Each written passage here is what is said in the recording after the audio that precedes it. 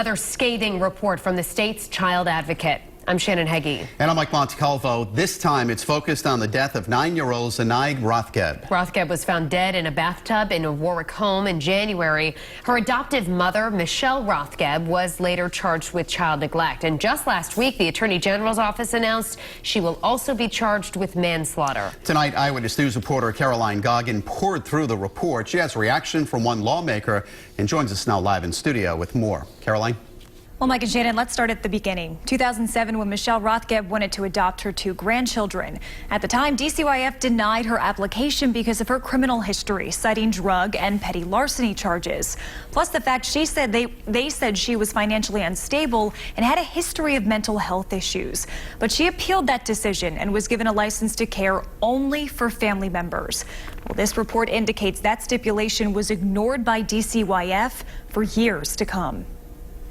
After 9-year-old Zanai Rothgeb was found dead in a bathtub in this Warwick home in January, the state's Office of the Child Advocate began investigating. Today, in a 57-page report, Child Advocate Jennifer Griffith released her findings. Chairwoman of the House Oversight Committee, Representative Patricia Serpa, calls the report shocking and disturbing. It's an epic fail, and this is a department for whom failure is not an option. According to the report, Michelle Rothgeb fostered 13 children over the last 8 years, many of them handicapped, nonverbal, and autistic. The lengthy report details various incidents involving Rothgeb and her foster children. It states in December of 2012, one of the children was taken to the hospital after having a seizure. The EMS report for that incident says, quote, upon arrival to the home, the child was on the floor naked and cold. That same month, the biological mother of one of Rothgeb's foster children contacted DCYF, saying she didn't find Rothgeb's home was safe. She told them, quote, she doesn't believe the child is getting the one-on-one attention needed because the foster mother has other disabled children in the home. Some of the other things that I found upsetting was that the kids were tied up to the high chairs, that they wore nothing but diapers. The report says several DCYF employees voiced their concerns, but they were ignored.